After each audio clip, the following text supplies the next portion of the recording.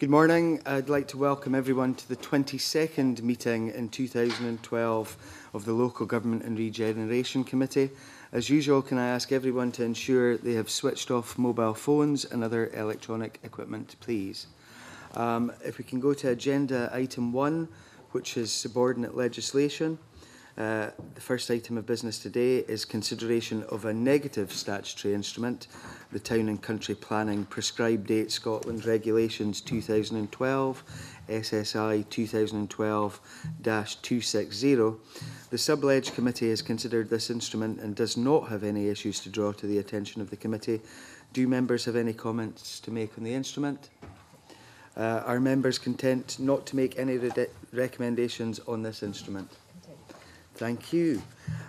Agenda item 2 is the continuation of our draft budget scrutiny 2013-14. Today we'll be taking our final session of oral evidence in terms of the scrutiny of the Scottish Government's 2013-14 draft budget. This year the committee has agreed to focus its scrutiny on, of the 2013-14 budget on the subject of regeneration policy.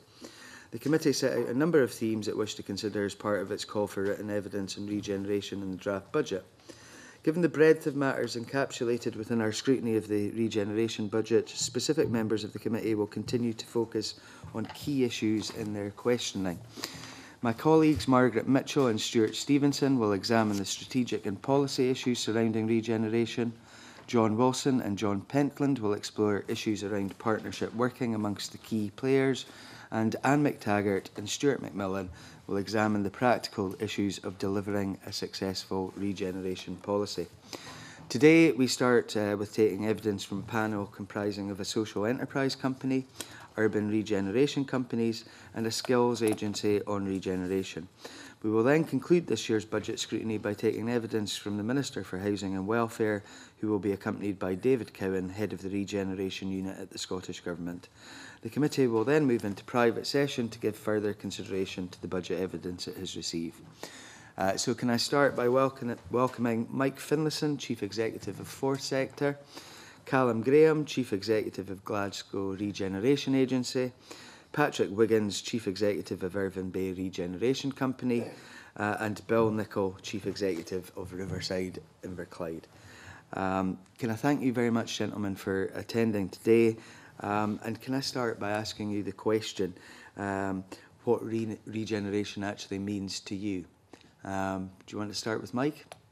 Okay. I think the term is sort of literally redundant now. To me, it sort of has connotations of the phoenix rising from the ashes, and maybe we need to sort of change it, but I'll preferably not today. I think you know, there are certainly some communities who are kind of rising from the ashes, but in general, I think the term, as I say, is kind of literally now redundant. We do need to find a different term. I'm struck by reading some of the submissions that there are some good definitions around. I won't sort of quote them today, but I quite liked Fife's definition, fairly clear, simple, straightforward, and also SCVO's definition, which again I thought was okay. So in terms of that, I think probably find another word because it's too much about taking something that was bad and making it good, and I don't think that's the picture anymore, really. Thank you. Callum? I think for me it's around the three legs of the stool, around people, place and business, and I think regeneration is often confused around and where it overlaps with economic development and what the contributions to one another are. So I agree with Mike about the term regeneration, but in saying that, I think there needs to be cognizance taken of that economic development relationship in the regeneration. Yes, I think regeneration is perhaps an overused term in some respects, and it can mean all things to all people. For me, it's about place. It's a lot about place and about communities and about how you can create economic opportunities for those communities. And I do think there is something about equity and sustainable economic growth as well, and how particularly disadvantaged communities can link into those areas of economic growth where there are those opportunities. So I think there's quite a broad span of issues. It is social, it is economic, and it is physical. But I think we need to be clear about what it is we're trying to achieve through regeneration. And Bill, please. Yeah, I tend to think of things in pretty simple terms. I think in Inverclyde, what we're essentially trying to do is to transform an area. We're trying to revitalise the area. And it's about, there's visual aspects to that, and it's about raising aspiration, meeting expectations of the business and local community. I think we're doing that through multiple means, so we're not throwing everything at one item. So we're looking at skills development, we're looking at business development, we're looking at physical development. So it's really around trying to do all of that. For us, it's about it's about stabilising, it's stopping depopulation, it's about investing in people. And I think as much as anything else, respecting what Inverclyde is and what it's likely to look like moving forward, and providing the right kind of facilities for business and local community at the right time.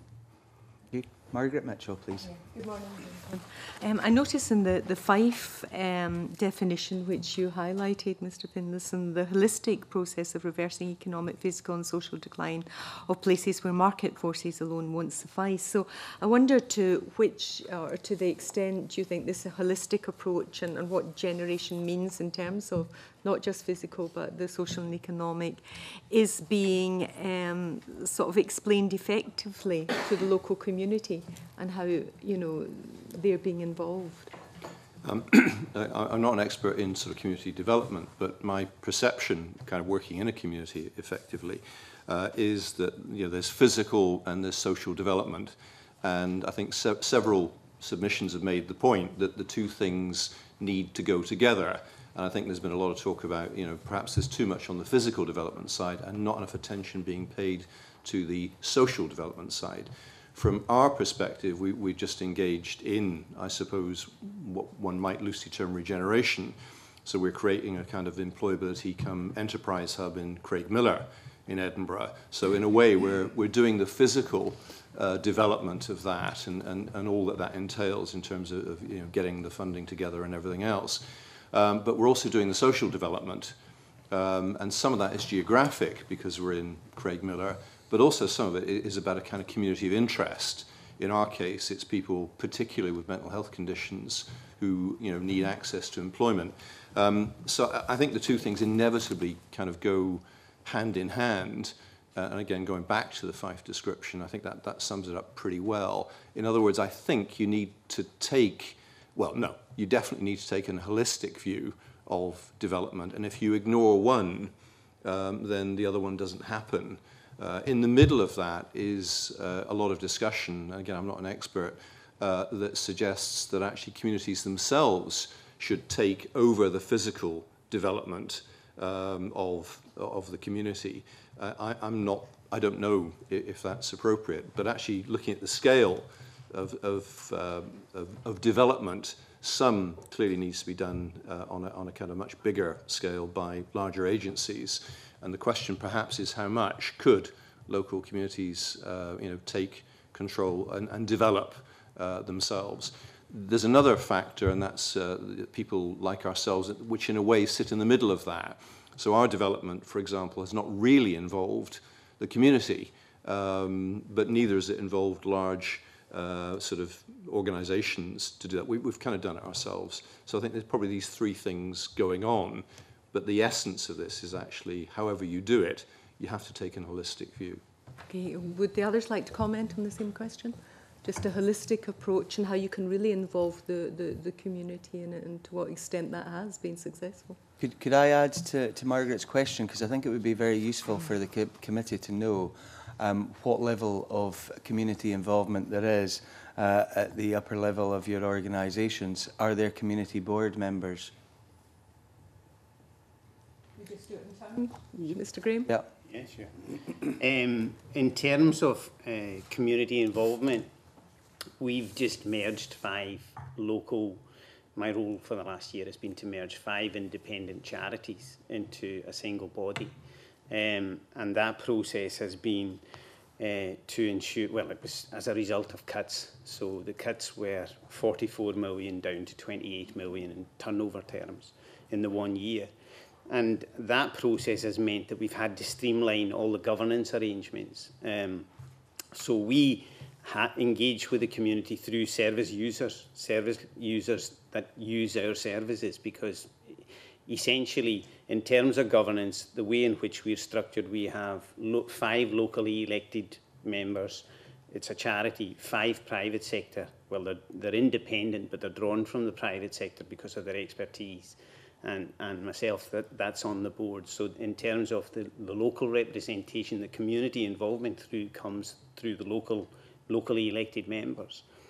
In terms of the response around the need for a holistic response, I think in terms of the physical developments in and around Glasgow that I work in, I would have to say, having worked in this area for certainly about 20 years, the trickle-down effect hasn't happened naturally in the way that one would have expected for the residents that live in the shadows of these developments. And I don't know if that's consistent across the country, but certainly in Glasgow it's been disappointing. And I think to some extent, you know, we do need to look at the social contribution to economic gain and how we make these communities much more resilient and give them access to the benefits of that investment.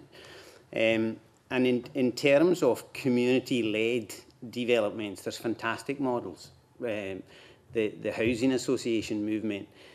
But if you drop that down to the social economy, social enterprises, again, I think there is a disappointing lack of leadership and, almost as importantly, governance to build that capacity. So I think there's a huge, certainly the RSL movement could take on an awful lot more in terms of as an infrastructure. And I think there's huge opportunities, but I do think there's something, when you look underneath that, it's quite very fragmented, and it's not as strong as I think we would need it to be for the model that you're describing. Mr. Wiggins? I suppose a couple of responses. One, I think it's worth restating, I guess, no one organisation can do this on its own. I mean, it is a holistic approach, and I think, you know, we concentrate primarily on physical interventions and creating business infrastructure. And that means we have to work very closely with our local authority partners in particular about how we pick up some of the third sector issues, have to work very closely with Scottish Enterprise on some business growth issues, and we have to work with Skills Development Scotland on skills and training and other issues. So not one organisation can solve all these issues ourselves, and you know, we're a pretty small organisation, so there's a capacity issue there. In terms of community engagement, again, our main sort of, I suppose, formal link with the community is through the local authority. We have local authority representations on our board. All of our board members have connections with the area, but a lot of them are business-related connections, or they're on our board because they have you know, a senior position within their field across Scotland, but they do have links back into the community. But of course, we do have a whole processes of engagement on all the individual projects and the plans that we take forward. I mean, we very much, the ethos of a company is not to do regeneration to people, but to do regeneration with people and with communities. And we set out our stall to achieve that through a whole range of communications events, a whole range of community participation events, consultation on individual projects, running things like education programs, so we make sure that we work with young people in particular to engage them in the projects that we deliver. So there's a raft of things you can do to make sure that the community is aware of what you're doing, participate, and can feel actively involved and engaged in that process. Mr. NICOL? Yeah, I agree with a lot of the points Patrick made there. We're the same type of organisation. In Riverside Inverclyde, I think we recognised pretty early on that you could learn from the way others delivered projects, and they tend to be polarised. Either people at one side of the agenda is looking at exploiting opportunity, going for growth. At the other end of the spectrum, there's more about spreading the benefits. So what we went out consciously to do is to set up an agenda where we would take a holistic approach. We would exploit opportunity when it was there, and we would drive that down into the local business and local community through a range of things in terms of training and opportunities, employment places, securing the local supply chain, where possible, really coming up with initiative to drive it down. I think in terms of being holistic, in terms of projects, one of the challenges that we had when I started in Inverclyde, I'd been there for about a year, there was something like 126 priorities. You think, well, I'm not sure how you can have 126 priorities, but a lot of them were really developed in response to meeting community needs. We condensed that down to 7. So we had 7 priorities, which to me made more sense, and then you can do something meaningful. I think at the early stage of Riverside Inverclyde and pre-Riverside Inverclyde, there was probably too much engagement. And I've had a sort of slight philosophy where you've really at some point in time, when people have heard it all before and there were so many other initiatives that didn't really achieve too much, you've really just got to get your head down, get on with it, and then prove that you can actually deliver integrated regeneration and then engage more with the community. So we've evolved over the period. I think there was a period of probably about 2 years where we got our head down, got on with it, actually proved our worth on the ground. And then over the last 3 years, there's been more community engagement. In terms of representation, we have local authorities sitting on the board of Riverside Inverclyde and all our subgroups, and we have one community rep, and she feeds back. Whether one is enough for an area the size of Inverclyde, I'm not so sure, but that's certainly the level of engagement. Mr Finlayson, and the last points that were made by Mrs Mitchell and myself. I don't think I'd add anything else. Okay, but in terms of community representation? Oh, sorry. Sorry. We probably are weak on community representation on our board because we represent the kind of community of interest rather than the local community. So we're obviously engaged with the local community, but actually this is perhaps a feature of what we do. Our clients come from all over Edinburgh and some from outside of Edinburgh, so we perhaps take a slightly different view of things. So it would be fair to say that out of the 4 organisations, only 1 community rep sits on a board, and that's in Inverclyde. Yep. Okay. Margaret, are you? No, I'm finished. Thank you. Stuart Stevenson, please. Thank you very much, Convener. I found it very interesting but completely baffling, what I've just heard, I have to say. We had appointed to the SCVO contribution to the committee, and certainly I think that does capture some of it, although they are expressing the view that the approach basing on physical regeneration has been largely unsuccessful. I hear lots of good things happening, but I have absolutely no sense of what this regeneration thing is at all. So I'm sort of reminded of the old saying, if you don't know where you're going, how will you know when you've arrived? And I sort of have the questions, why are you doing what you're doing? What is it you're doing? How are you doing it? But fundamentally in all of these, what is it is causing you to choose the things that you're doing? And how does that relate to what is regeneration? Because you guys do this every day, and you kind of get it. I don't do it every day, and I'm just not getting it, and I don't think anyone listening to this committee would get it either. So I think we've got to understand what it is you're trying to do. Who's your customer? Who decides you've done it the way it should be done? And, you know, should we be doing less of it or should we be doing more of it? And what is it? And how does it relate to national priorities as well? Mr NICOL, do you want to kick off this time, please? Yep. I think in terms of what it is, I mean, if we're looking at the Inverclyde, Inverclyde suffers from depopulation. It suffers from high levels of dependency. It's a dependency culture. What we're trying to do as one organisation, because I think that was the other feeling. I think when Riverside Inverclyde was established, that was the thing that was going to resolve everything, and clearly we're not. Back to the point that Patrick made, we're a bit player within something that's wider than that, so we're keen to work with the community on community planning partnership. I'm the lead officer for economic development in the partnership. There's still scope for that partnership to improve in certain areas, but there is a sort of fit into that sort of wider community. When you distill it down, though, in terms of measures, when we were selecting, you know, when we looked at the 129 or 7 projects, I was keen to distill that down because you can't have 129 priorities. We went through, and in robust terms, it was like a scoring matrix that looked at outputs in terms of jobs, contribution to GVA, community. So there was quite a, I think it was about 25 areas that we looked at to try and distill down this big aspiration that we certainly couldn't deliver single-handedly down to a handful of things that I felt that we were capable of doing. So it's quite a sort of robust scoring matrix that we used in conjunction with economists and in conjunction with our board, and we had workshops with various representations within Inverclyde to make sure that the projects that we were advancing were the priorities for the area. So that allowed us to sort of get a bit of firm focus. Of course, Stuart. Can I just come back?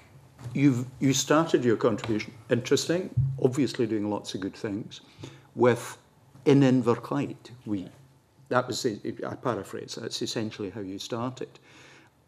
So what you're doing relates to Inverclyde, but how does it relate to any national view of what regeneration is? Or when Mike, in his opening remarks, said, essentially, any definition is redundant, is that just simply the case, that you're people who've quite independently grown up in your own communities to do things which matter to the communities, and therefore for us to imagine that there is any cohesive thread that runs through all four of you and others is fantasy? I think my patch is Inverclyde, that's the area that I'm responsible for. I think one of the challenges we had early days is that each geography just looks to their own. What we were quite specific in doing is making sure that Inverclyde related to the West Metropolitan region, to make sure that what we are doing in Inverclyde isn't solely for Inverclyde. We recognise that it does tie into the wider, particularly west coast of Scotland, economic and social community. So what we've done is identify projects that have a wider reach. So, you know, our priorities are energy and renewables, trying to get into the various renewable plans. We look at tourism and leisure and the contribution that Greenock Ocean Terminal, with all the liner traffic, 80,000 people coming through there, can make to Scotland. So although we're improving the benefits for Inverclyde, we're spinning that economic benefit out to an area wider. So you're picking up national objectives and looking for local application. Yes. Is that, and I saw some nodding heads, so is that perhaps really what this is about as much as anything else? Mr. Wiggins? Yes, I mean, I think, again, I'll pick up on a lot of what Bill's said. I mean, I think there's a number of things. One, all of our areas, or all, certainly the urban regeneration company areas, all suffer from long-term market failure. You know, there's been in our case, it's probably over the last 50 years, there's been a long-term decline in the local economy. And that means that there's been a lack of investment, there's a lack of job opportunities, there's a lack of aspiration. There's a whole range of issues which sort of fall on the back of that. In terms of what we're trying to do is we're trying to address that market failure to give people in those communities the best chance to participate in Scotland's sustainable economic growth. And we do that by affecting the conditions in those communities. In our case, we do focus largely on physical conditions. So we look at town centres, we look at business infrastructure, and we look at opportunities that we have, such as the new enterprise areas, which the Scottish Government have announced. And you know, we're lucky, fortunate enough to have the biggest, actually, in Scotland in our area. But of course, we are mindful that we need to tie in closely with Scottish Government strategy. And indeed with Scottish Government's agencies' strategy. So, for example, Scottish Enterprise is a key partner for us.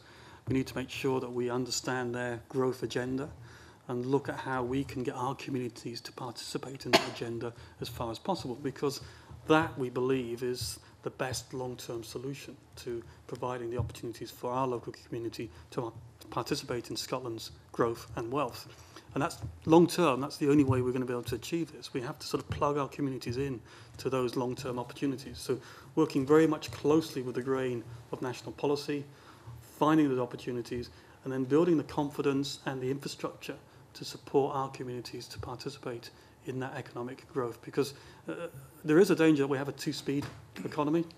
You know, that there are, you know, even in this prolonged period of economic decline or recession, there are some growth areas, and the danger is that our communities, because of the history, because of the long-term infrastructural problems that they've got, that they don't participate in any of that growth. And I think our challenge is to find ways to get them to participate in those growth spots in the economy, but also to position our communities so that when the economy does pick up, and we all have to be confident that at some point it will pick up, that we're in the best possible place for these communities to benefit from that. There's a phrase which is quite often used, is that communities like North Ayrshire, they're first into the recession and last out. And that means that they're continually going to get left behind. So what can we do to close that gap? And that means working with national policy. It means putting infrastructure in place, creating the business opportunities so that when there is growth in the economy, it can come and be targeting our areas. Can I just play that back Yeah. to the panel? You were suggesting, therefore, that the key thing in national policy that you're addressing is supporting sustainable economic growth by identifying the local opportunities to contribute to that and create benefits for the local community. And from that, I presume, the other factors that are in the national performance framework, which sit essentially under that. Yeah. And that would be a thread that would run through all four panellists. I mean, if I can come back, Chair, I mean, I'm an economist, so I tend to think the economy I'm a mathematician. So. Well, I tend to think the economy is at the heart of all this. And it probably worth saying is that, you know, not all of our opportunities fit neatly into national government priorities or indeed Scottish enterprise Neither priorities. should they. You know, Neither should they. And, you know, so we have to sort of mix and match and go with the opportunities where we can, but recognise, you know, again, even in the current circumstances, there is some local demand. It's very weak, but it might be in sectors which are not necessarily national priorities. But again, part of the confidence we need to try and build in our communities is about seeing some physical change, giving the opportunities for small businesses, new starts, in a whole range of different sectors, but where possible, plugging into that national growth agenda, because that long term is where we're going to be successful. I'm going to follow up on a comment that you used, Mr. Wiggins, because you talked about market failure, and then you went on to talk about areas which were first into the recession and will probably be last out. I come from pretty well-doing Aberdeen. I'm not an economist or a mathematician. I'm just a mere punter. I stay in what was the 35th poorest data zone in the country. And nobody can say that Aberdeen is suffering economically. It's very difficult to see very much differences during the course of the current downturn in Aberdeen. So certainly there is no real market failure, if you like, in the city of Aberdeen. So why is it, you think, that in terms of areas of multiple deprivation, that we have not got it right in areas where the market, as you term it, is doing well? Well, I think there's a whole number of reasons there. I mean, if you look at data from the Improvement Service, and there's been quite a lot of work has been done in North Ayrshire over the last 12 months on this. It's to look at, I suppose, life chances and polarisation of wealth within communities. And if you look at all the statistics, then those areas with the highest unemployment have the highest incidence of hospital admissions, they have the worst educational attainment, they have highest rates of crime, etc., etc. So there's quite a combination of different factors which create, I suppose, pockets of communities, and in some of the cities, very large pockets, where effectively they're disconnected from economic activity. And I think the real challenge is where there is some growth, how do you plug those people into that opportunity? One of the things which we're very supportive of, and North Ayrshire, I think, is making quite a step change in, is through the Community Planning Partnership.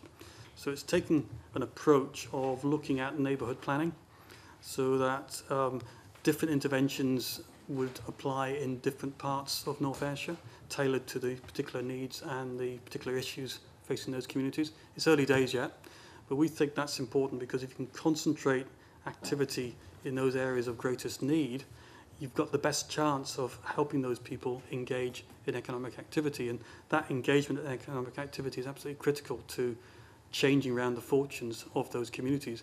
And indeed, long term, providing, I suppose, some hope that public sector intervention costs can be reduced, because those pockets of communities are the most expensive to serve and have a combination of different needs and requirements. So we're very keen to find out and work with all of our community planning partnership partners to see how we can engage in that process to build those links between giving the employment opportunities we're hoping we're creating and getting the best chance for those communities, those most disadvantaged groups, to participate in it at whatever level they can.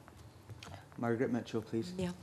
what seems to be coming over is, you know, a very top-heavy kind of approach that, you know, you decide what's going to be done and then you engage the community, whereas all the evidence we've heard is start with the community, get them on board, and know where you're going. Now, I appreciate entirely what you're saying, Mr. NICOL. You can maybe engage too much and do nothing but engage and never have a strategic plan, but somewhere I think there's a balance to be had.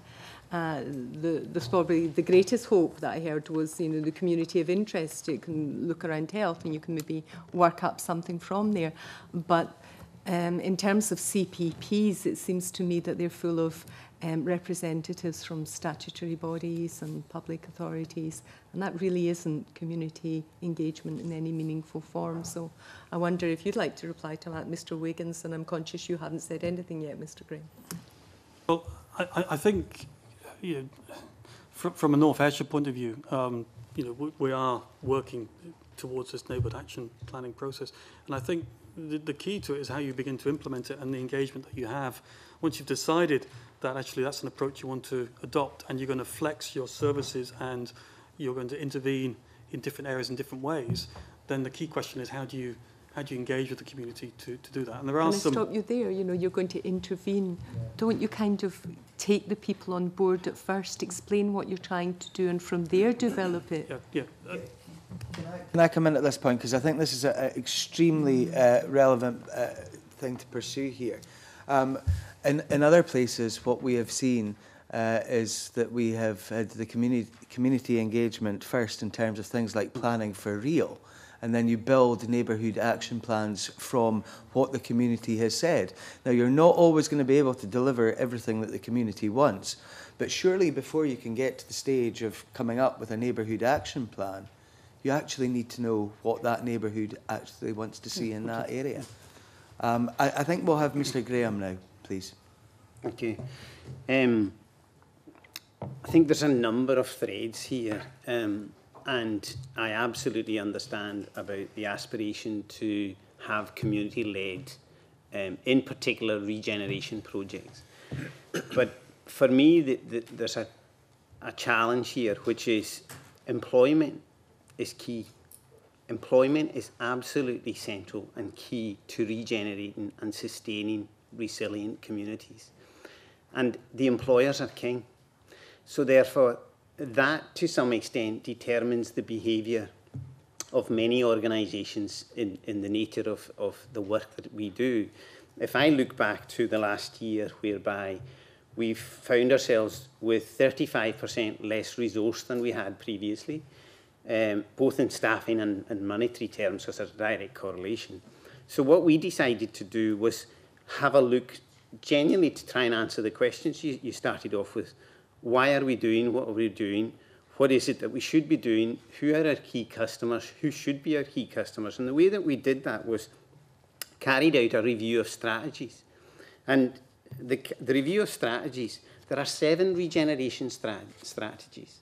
There are 20 economic and business, employment, youth employment, skills and learning. There are 27 relative that are related strategies that are currently out there, that are running, whether they run from a UK Westminster perspective or from in my case, a Glasgow perspective, and all the way in through.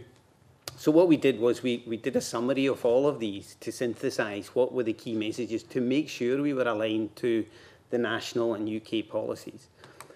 Having done that, then we looked at what the needs of the city were, and the needs of the city are 100,000 people are on benefits, 50,000 of them are on a health-related, 51,000 a health-related benefit, 25,000 are on job seekers allowance. When the welfare reform kicks in, there will be over 40,000 will be on job seekers allowance, actively seeking employment, all drawn from the communities that we're trying to, in my case, in Glasgow, that we want to focus our attention on.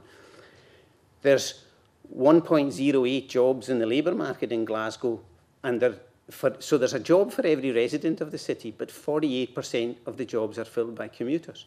And it comes down to what are we doing? Our residents in our city are not competitive. Therefore, that describes what we need to do. We need to make our residents competitive. Okay, can I come back, because you've said that you've got to scale back because money is not there anymore.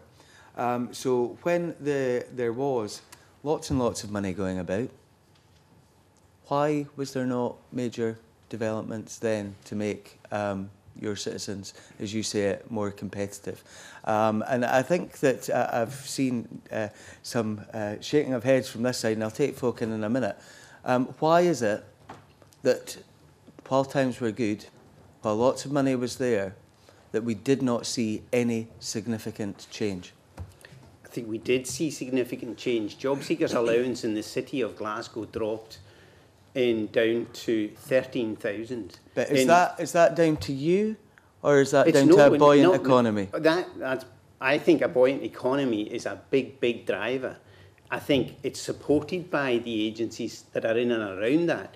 But there is no doubt in my mind that the public agencies can give a leg up, but the economy is the biggest single driver to how successful you'll be in terms of our economic development and regeneration aspirations.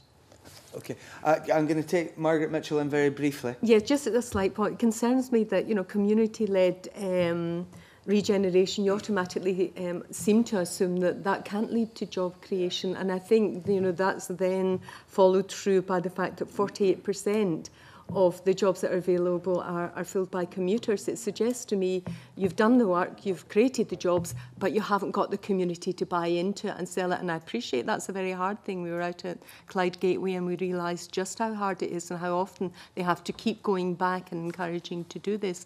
But it seems to me that they're not mutually exclusive, and there was a disconnect there. I'm going to take in John Wilson and then Stuart. Thank you, Convener. Good morning. I think the Convener was referring to me shaking my head, and I was having a good laugh as well in terms of Mr Graham's comments about it's all the commuters' fault, that people who commute into Glasgow, who take the jobs from Glaswegians who live in the city. Now, I've been involved in regeneration issues and worked in Castlemoat for 7 years, worked in Glasgow for over 7 years, Glasgow-wide projects. And I know some of the issues that communities face.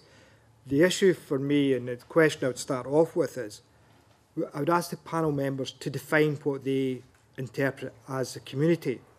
Because what we've heard this morning so far is several different definitions of community.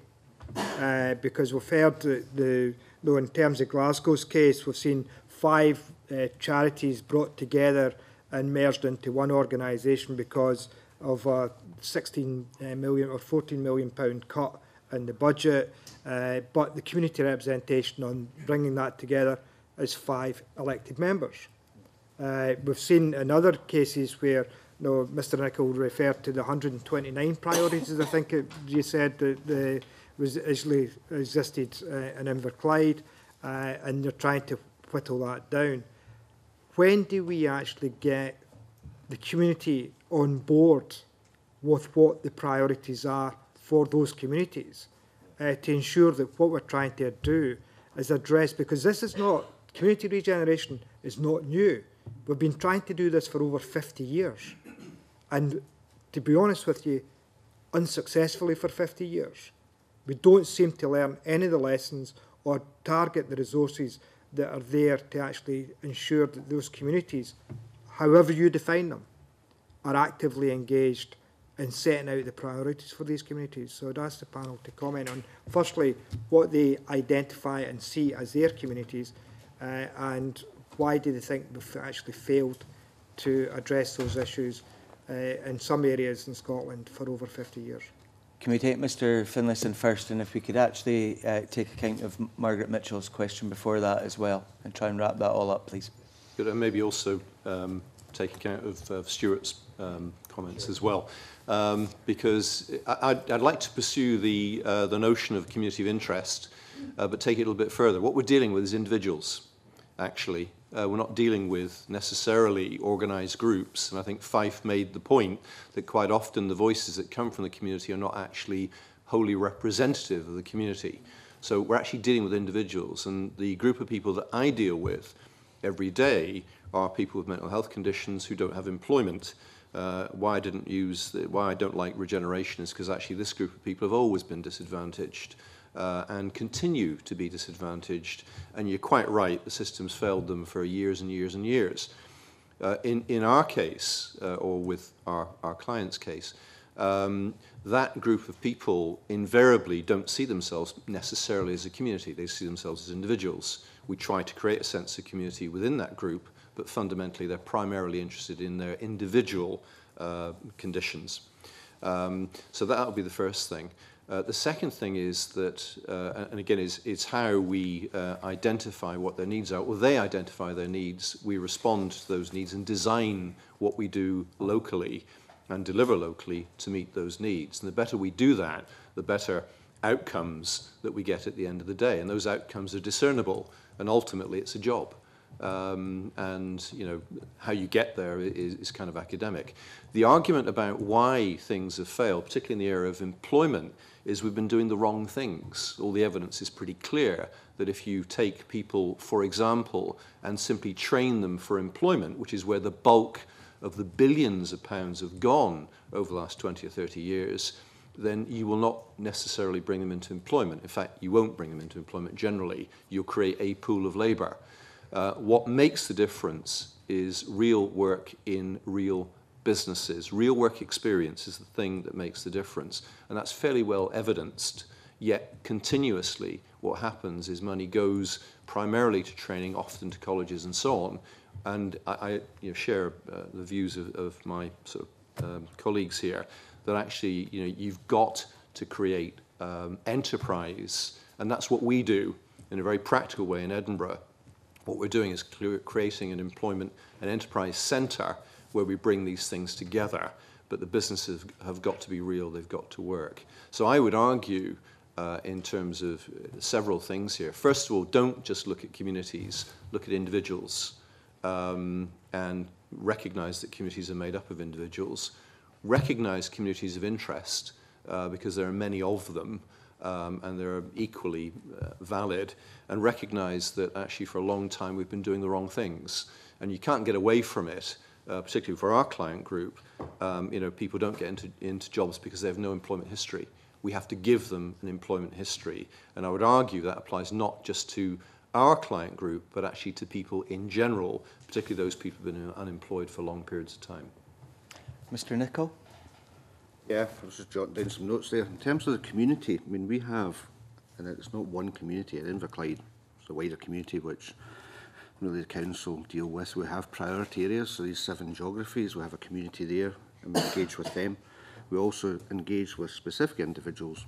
But I think for us, bearing in mind we're economic and social regeneration, we're trying to create jobs, and I think we're doing that. And it's the business community, so we work very, very closely with the local chamber and the Scottish Chamber. We set up a renewables alliance, so that's basically representatives from renewable companies within Inverclyde, but it's also a national context as well, so that's a wider.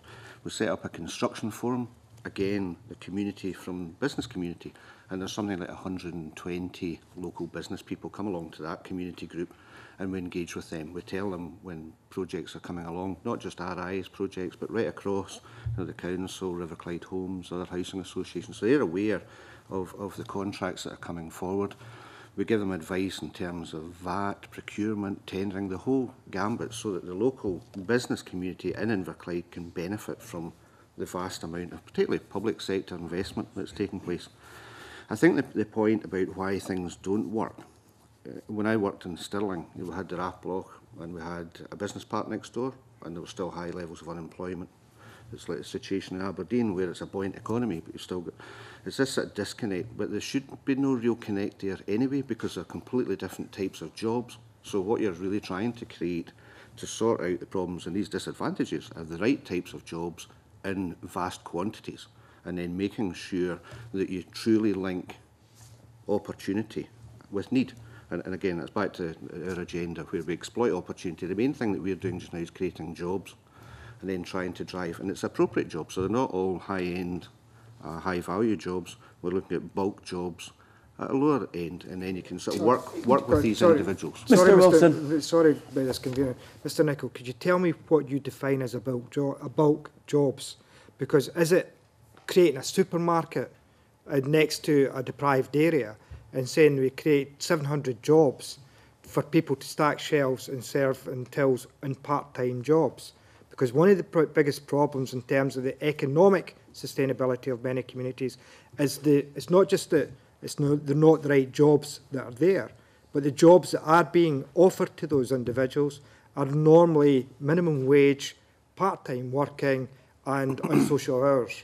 And it's trying to get to the root of what we're doing in terms of community planning and regeneration.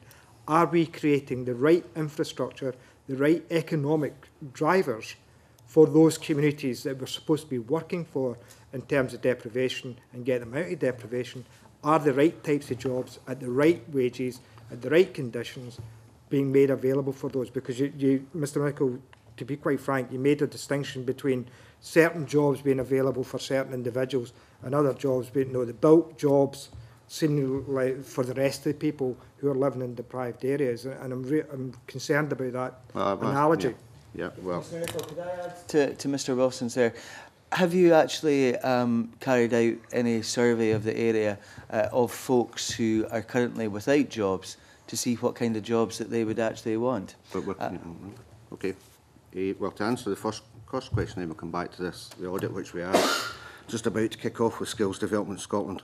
The government, probably about 10 years ago, officials had an initiative which I thought was pretty interesting. I was probably one of the few people that actually picked up on it. And it was called PESP. It was a Property Employment Support Programme. And it recognised two things. On one hand, you had property and a property ladder. On the other side, you had an individual ladder, and it was capability. To answer your question, what we're looking to do is not concentrate on one type of jobs. We're looking at high-value jobs. We're looking at what I would call bulk jobs, which, and some of them are, I did a project through in Alloa, and it was an initiative with Tesco. And at that point in time, there was something like 900 people unemployed. Tesco came along, they created something like 350 jobs, which was a godsend, really.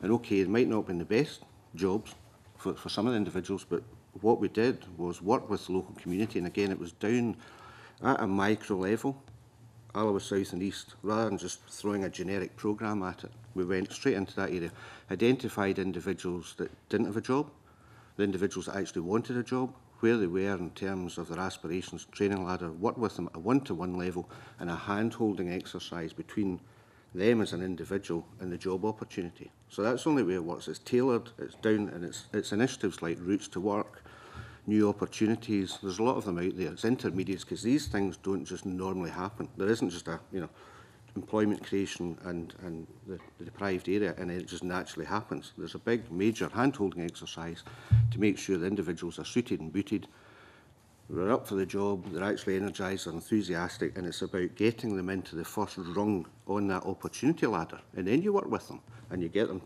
for the best of their ability, as far up that ladder as humanly possible. So, I think that PESP, the employment of, I think it was quite a good initiative. I think it's maybe time to revisit some of these things.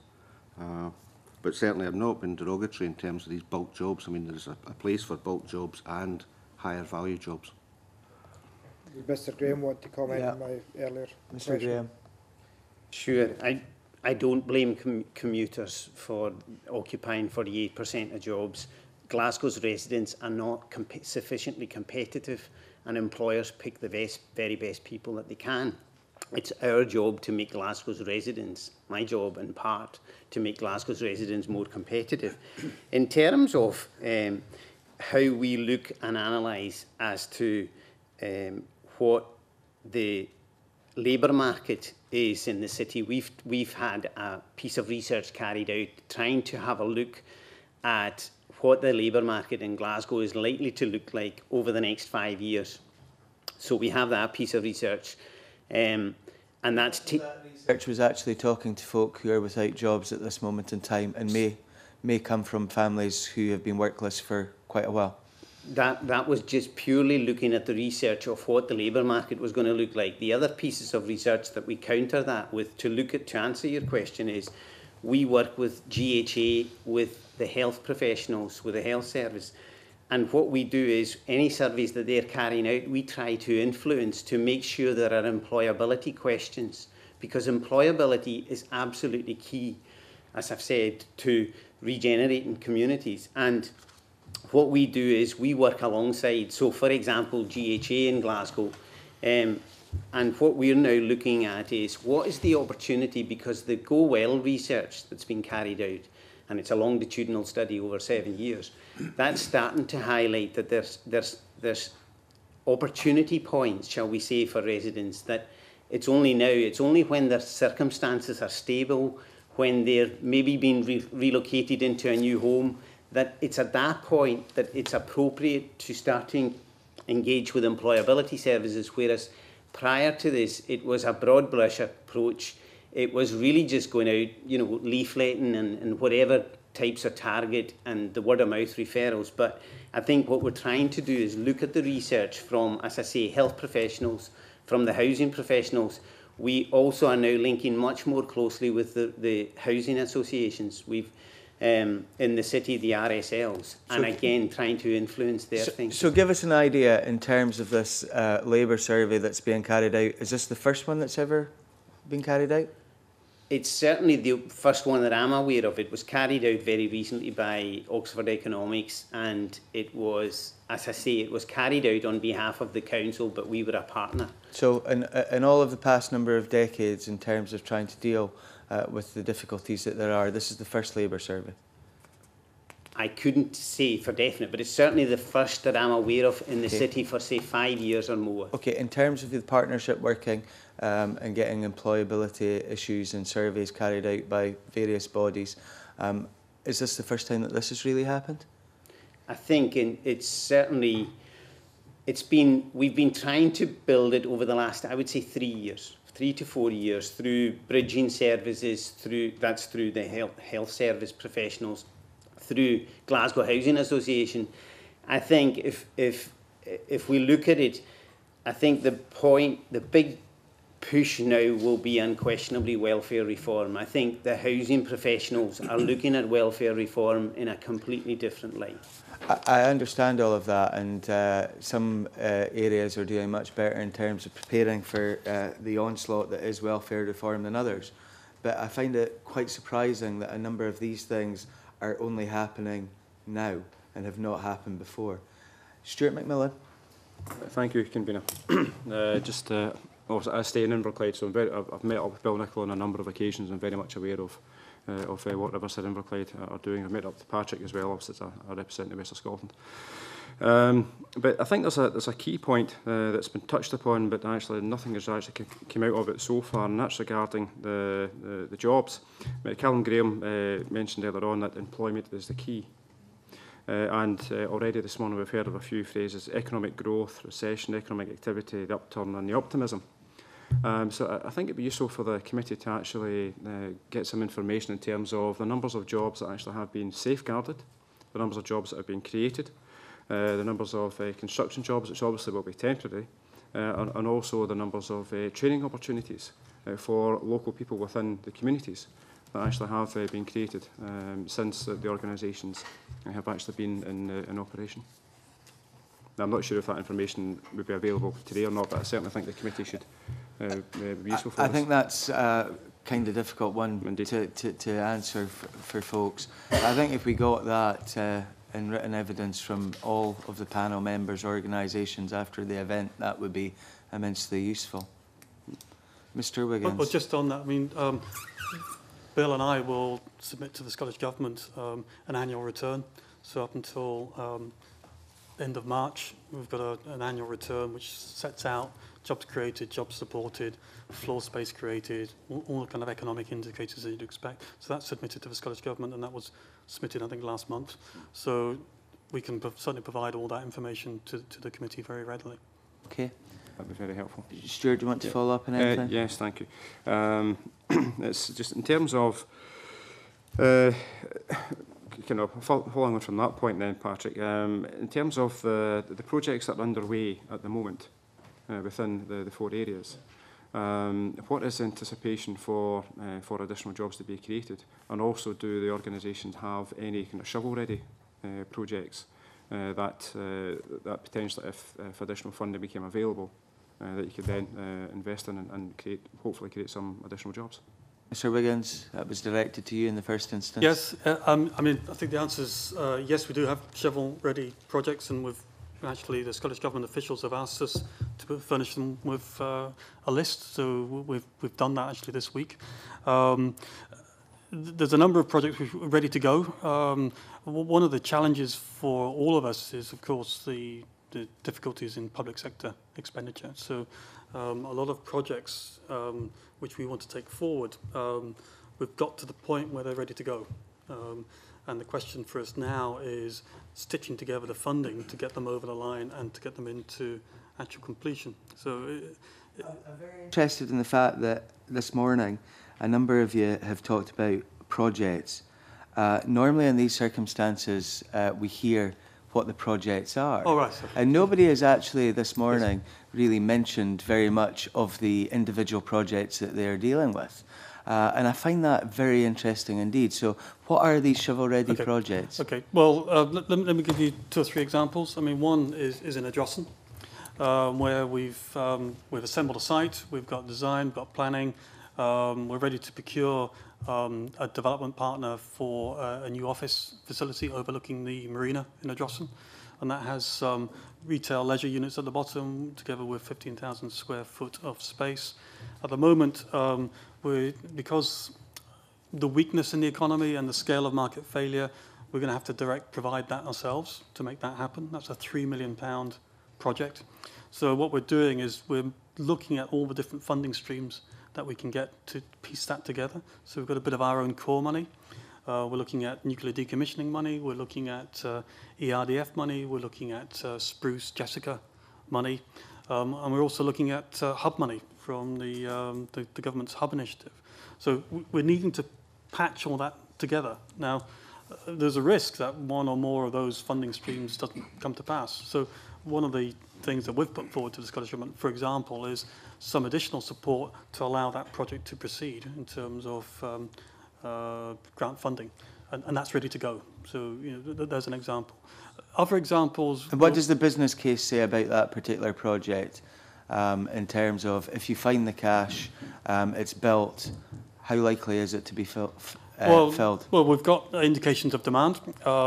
We've got local demand and we've got some regional demand. But to actually sort of solidify that, you need to have the commitment that the thing's actually going to happen. Because we can talk to lots of people and they'll say, yes, we're interested.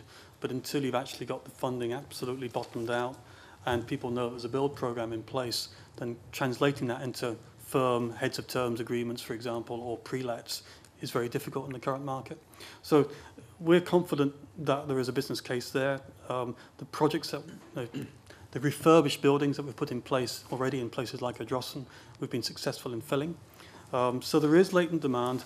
It is quite weak from an institutional point of view, which is again part of the risks of working in communities like this, is that for the private sector, some of this demand is not seen as a good risk because it doesn't have a good covenant.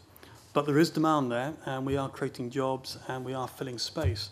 And we do have some early interest in that project in terms of businesses who would like to move in and take part of the space. But it's quite difficult to assemble. But that project's ready to go. Okay, I think we're going to come back to this. I've had John Pentland waiting a long while. I think you'll find this line of questioning will continue to later, gentlemen. John Pentland. Thank you, Chair. Morning, panel. Much of what the committee has heard here this morning has happened in the past, and obviously there have been some tremendous success and some small failures.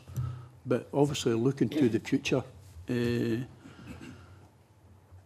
what extent do you have security of funding? And and my reason for asking this question, obviously, at a time when many of our regeneration partners are balancing budgets rather than regenerate opportunities to spend more. How would you encourage regeneration with these partners? Very briefly, gentlemen, can we move from right to left? Mike Finlayson. Okay, I think my position, our position is different to these guys because of what we do and the way we do it. Maybe answer your question in terms of what we've done as an organisation and where we're going. Would that be helpful? Okay. 3 years ago, the organisation was pretty much broke. 60% of its income came from grant funding, revenue grant funding. It was serving a relatively small number of people, and it was unsustainable. What we've done as an organisation over that period of time is reduce that grant dependency from 60% to 6% this year, 0 next year. And we've done that basically by trading. We've transformed the businesses that we operate, and we brought them into profitability. And now we have contracts, we don't have grants. The last remaining form of grant funding really is ESF funding, and that ends at the end of this financial year. Next year we'll survive without that. That's gone from 260,000 a year 3 years ago to nothing next year. So we have to manage that whole process. We've had to do it, and it's been very, very tough indeed, to say the least. We've had to do it on our own, basically. But we have transformed the organisation. Where we've also, at the same time, had to come up with a sustainable business plan that we could believe in, but more critically, that people who would invest in the organisation, by which I mean people like Big Lottery and Scottish Investment Fund, and also banks and others, we had to come up with a business plan that would work, and that we believed in, and that they believed in, so it was fiscally sound, financially sound, and stacked up. We also had to transform our performance in terms of supporting our client group. We were supporting around 100 people 3 years ago. We'll support 400 this year, and we'll go well over double that figure within 3 or 4 years. So as an organisation, we've come up with investment, which is desperately needed, to develop the organisation going forward and make it sustainable. Now, I'm not in the same position as these guys, but basically we wanted to get away from relying on grant funding. Just to be clear, grants have been substituted for contracts. And what that means is where we got grant funding, for example, from Edinburgh Council, that's now a contract. We consider that to be trading, and we consider that to be a commercial contract. We will be paid to deliver what Edinburgh Council want. It's only a small part of our overall income, but obviously it's relevant. We take the view, we get money from trading, we get money from supporting people, we add the two together, we take off our expenditure, and we should end up with a bit of luck, with a profit. If we don't, we're in trouble because no one's going to bail us out. So if you like, what we've done is taken a very difficult situation and said we are going to trade our way out of this. Now, not all organisations can do that, and some organisations are going to be in a very different position to ourselves. So I don't necessarily suggest that this is wholly transferable. But the ethos is to say that we will deliver services effectively on behalf of the public sector. We expect to be paid for those services. One of the big issues for organisations like ourselves is capitalisation. As an organisation, if we're to exist in future, we actually need a strong balance sheet. And we've been helped enormously by Scottish Investment Fund and Big Lottery to develop that asset base. And that actually is the engine of future growth and development. So that's our case study, really. Briefly, please, gentlemen, because we do have the Minister coming after you, and there are a number of other questions that need to be taken. Mr Graham, Mr Wiggins, then Mr Nicol. We're on annualised funding. The proportion of it is around about 35% that's grant funding. The remainder, 65%, either comes from some of our childcare establishments, we have business centres right across the city, and the remainder is similar to Mike, it's outcome-based funding. But, you know, on an annual basis, we will have a real challenge as we move towards the new financial year, and this year is no different. So what are you doing to try and stop the reliance on grant funding? We've moved, I think, we've moved from something in the order of 50% to the 35% over the last 2 years. But there is, it's in terms of the types of services that we provide, providing support to those that are most marginalised is resource intensive. And the reality is it's very difficult to get anything other than grant funding that's going to support that activity. So it is grant funding and not contractual? No, the element I'm talking about is the 35%. Yeah. Or the 65%. It's contracts to DWP, Department for Work and Pensions, Skills Development Scotland, that type of regime of outcome-based funding. Mr Wiggins? Yeah, we're a different type of organisation. We tend to deliver capital projects, so that it requires a capital spend to do it, and that means we're very heavily dependent upon grant income. Grant support from North Ayrshire Council is long-term in terms of they're continuing to support us and have expressed a desire to continue to support us. Our support from Scottish Government is for this year and for next year, and then we're into the next budget round, and we've submitted a 5-year plan to the Scottish Government, setting out our objectives and our priorities. One of the issues for us is Scottish Enterprise no longer gives us core funding, so we have to go into them for a one-off project support, and that's really where something like the enterprise area is really key for us. So we've got a 5-year plan we've put in place to deliver the enterprise area, working very closely with Scottish Enterprise and the local authority. And in a sense, what we want to do is put ourselves in a position where we are delivering on behalf of Scottish Enterprise and the local authority, the enterprise area and the targets that were set out for that.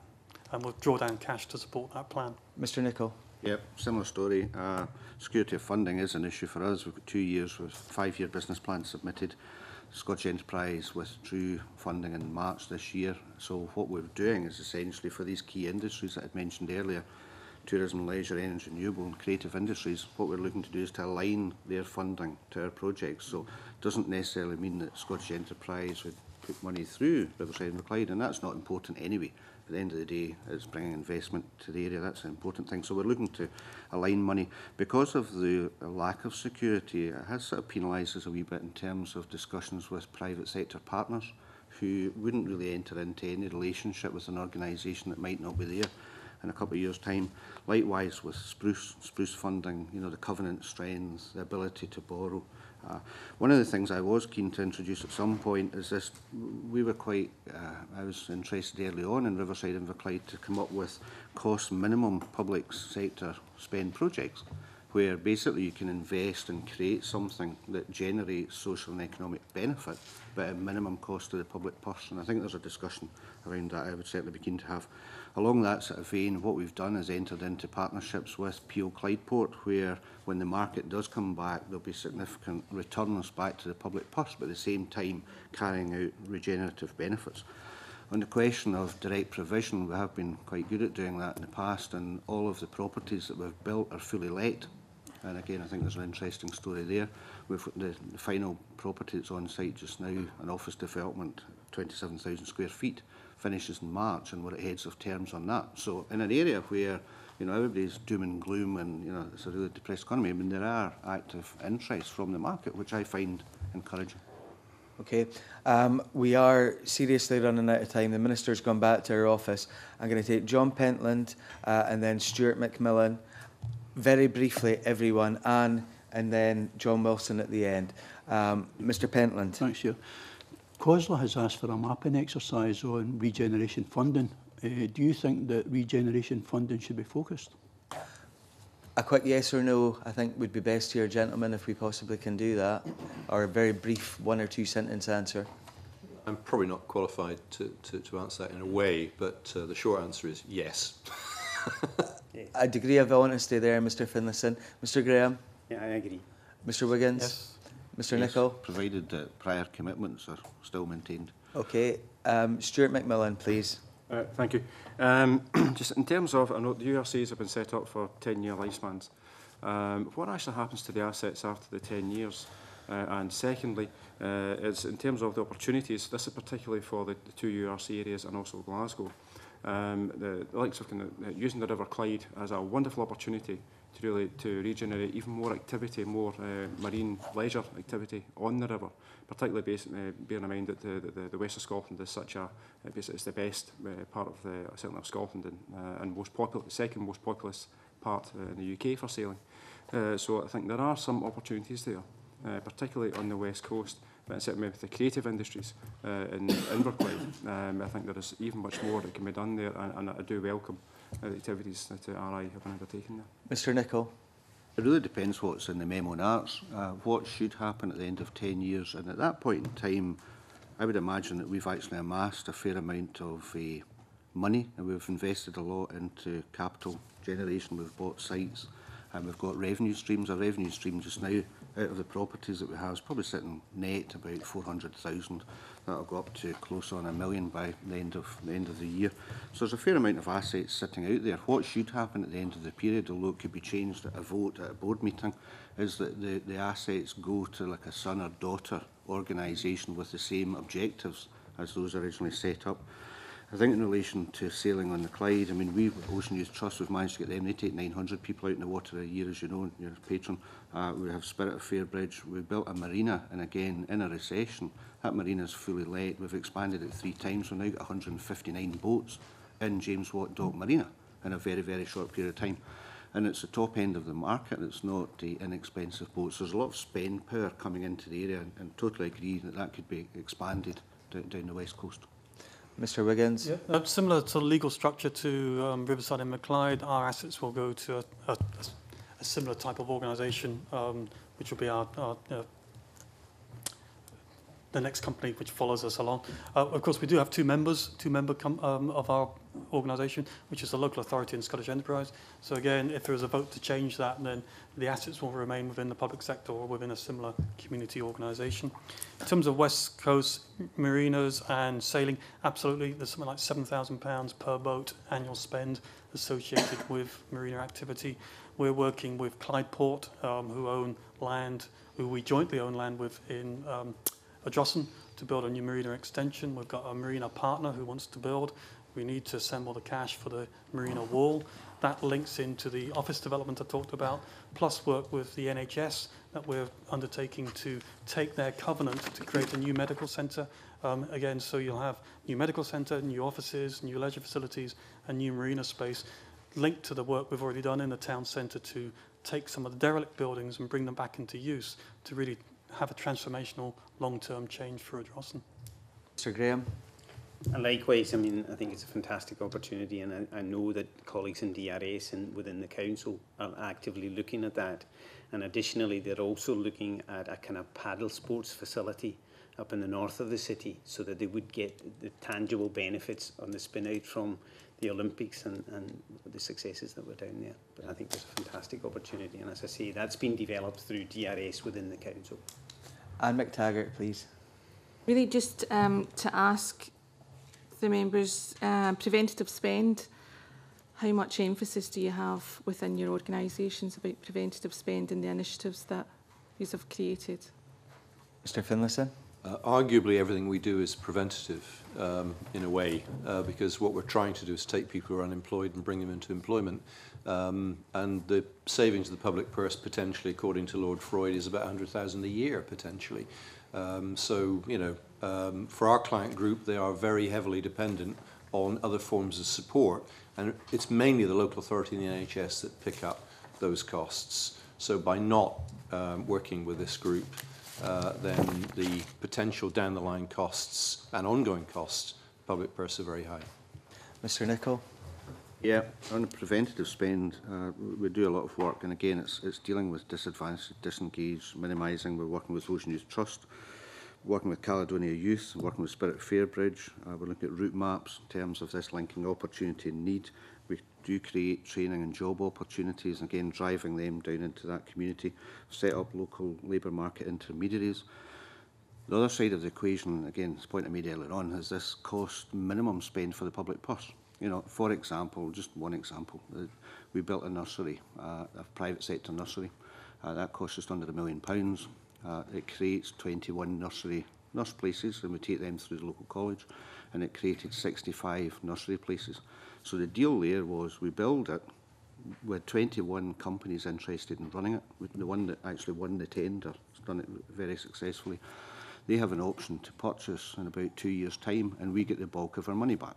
So projects like that, where you're using public sector money, you're creating an asset, you're getting the regenerative benefits, but you're getting the bulk of the cash back, is something that we've applied through quite a lot of projects. So is it preventative spend? It's minimising the use of public sector money and getting the cash back. Likewise, all the funding agreements we've got with Clydeport, Peel, they don't get free, they're not getting a free ride in this. We're investing a substantial amount of money in a joint partnership and expecting the proceeds back. So we're carrying out brownfield remediation, creating sustainable business environments, residential environments, but at the same time, at some point in time, we get the cash or the bulk of the money back. So it's this minimising the use of public sector funds.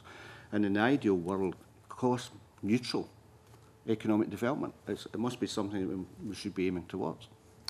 Mr. Wiggins? Yeah, I mean, I won't reiterate many of Bill's points, but we're involved in similar types of projects. I think the community planning partnership is key for us in terms of that direct preventative spend and how we can participate in that. And ultimately, the end of what we do or what we're trying to achieve by getting more economic activity is the best way of having preventative spend, because all the evidence is that without economic activity, you have the communities which are most dependent upon the public sector and require the most intervention. So whatever we can do to focus on that is key. Yeah. Someone has a mobile phone which is going. Could they switch it off, please, or leave the room?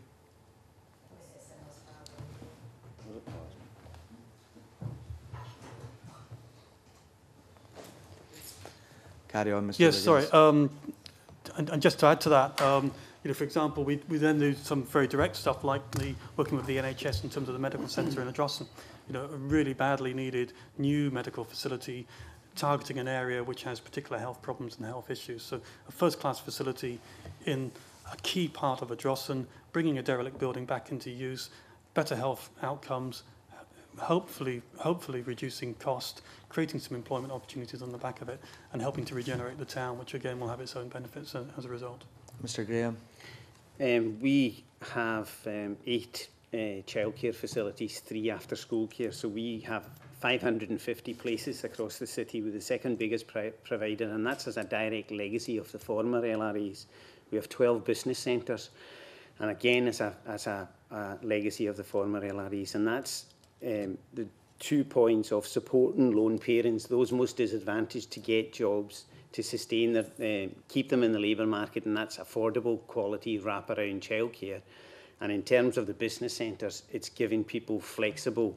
If they start their own business, they're able to take on leases that aren't onerous in any way. It's a month they're signing up for, no deposits. They can leave after a month, so it's completely flexible. And that's, in terms of preventative spend, our efforts are focused and will be focused entirely upon improving the competitiveness of the business base in the city, in terms of, in particular, those that are starting businesses of less than 10 in number, so the micro businesses, and also working with the residents of the city to make them more competitive in the labour market, both within Glasgow and out with Glasgow. Thank you. John Wilson, please.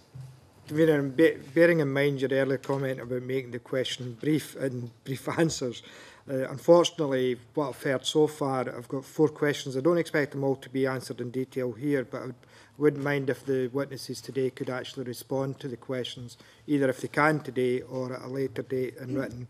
One is, what is the annual budget for your organisation? What does your organisation currently hold in capital assets? And what was the built funding stream to create these capital assets?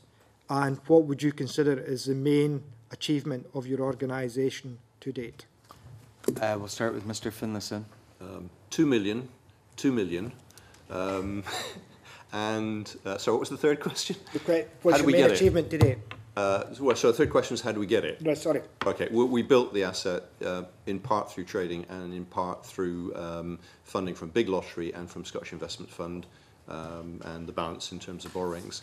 Biggest achievement to date, to really move away from, on the one hand, from grant funding through to trading. Although if I can add another one, it's actually supporting far more people and getting much better outcomes. That's the real achievement, I think. I'm immensely impressed with your brief answer to 4 questions there, Mr. Finlayson. Mr. Graham. 28 million is the annual turnover, 17 million capital assets. The funding streams that supported that, in the main, it was Europe in terms of the capital assets, ERDF in its day.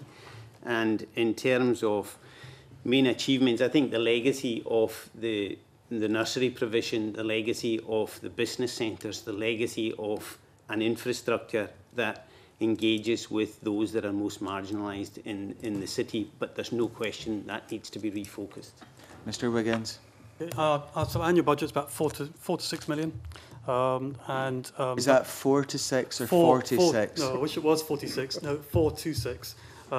It varies depending upon different sort of funding streams we can pull in. The capital assets we have is somewhere between 6 and 7 million in terms of what we've built up. And in terms of sort of key achievements, I think a lot of there's two categories. One, town centres. We've made a really significant intervention in Kilwinning and really transformed Kilwinning town centre, and in terms of the operation of that town, we made big improvements in terms of Ardrossan, but we're partway through it. We're on site at the moment in terms of Irvine, where we're working with a local authority, and there's something like £30 million worth of public investment going into the centre of Irvine, creating new public space, refurbishing buildings, and bringing a new leisure centre into the town. So that's going to be a big impact upon regeneration. And then I think the opening up of business space, and I think, again, the enterprise area is a key opportunity for us, and we've begun to acquire land and property in the enterprise area, beginning to open that up, and we think that will be a real legacy for the future if we can get that to work over the next 5 Mr. Wiggins, years. you never indicated who was the main funder of the community assets. The main funder, Scottish Government, North Ayrshire Council, and previously Scottish Enterprise. Thank you. Okay, Mr. NICOL. 10.6 this year. It fluctuates and there's a bit of carry forward. Capital assets and revenue, I'll send you a report on that. 50 million. It's roughly about 52 million to date. I think in terms of outputs, jobs, GVA, profile, turnaround, sense of pride, confidence, anybody that comes down to Inverclyde will have noticed a vast difference. We benefit from the fact that we're on a linear strip, so it's quite visible, the activity. But, you know, people coming into the area can certainly recognise that. Town Centre Regeneration Fund, we managed to secure 3 tranches of that, and again, I think that's a fantastic impact in terms of distressed, failing town centres, just the difference that that's made to the local area. Mr. NICOL, you never answered the question about where did the resources come for your capital assets? It's a mixture. Roughly 100 million from the public sector, 36, 33, 24, 36 from the government, 24 from Scottish Enterprise, and the 36, 33, 24. Okay. But that hasn't been honoured. So we've got like a re-profile, but that was certainly the original. You're confusing matters now and saying things haven't been honoured and all the rest. Mr. Wilson. Just to follow up on that, you said you had £52 million worth of capital assets. But No, 52 has been spent to generate the capital assets. Right, so what's the capital asset value at the present moment? That's what I said. I'll give you a report on the capital value in the revenue stream. I think if you could write to the clerks with the answers, I think, because there's some confusion there. Gentlemen, there is probably at least another couple of hundred questions I could ask personally, and I know that probably other committee members are the same, but we have overrun this session. There's one thing which I certainly would like in terms of written evidence. You've talked quite a lot, a number of you, about the strategies of the Scottish Government and the UK Government, and you've talked about your priorities, some of which have gone from 127 to 7. What I would like to know in written evidence, what your priorities are and how that fits in with the strategies. And I would be very, very grateful if you could actually provide that evidence as soon as possible, because we are writing this report very, very shortly. Can I thank you very much for your time today, and can I suspend for 5 minutes to allow the Minister to get here? Thank you.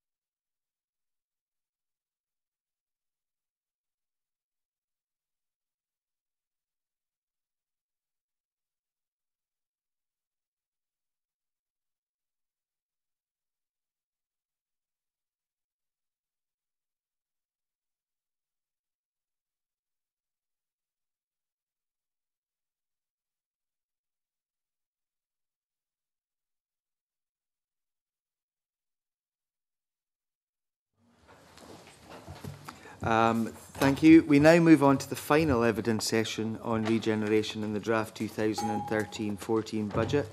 I welcome Margaret Burgess, MSP, the Minister for Housing and Welfare, and David Cowan, Head of the Scottish Government Regeneration Unit. Can I thank you both for appearing today?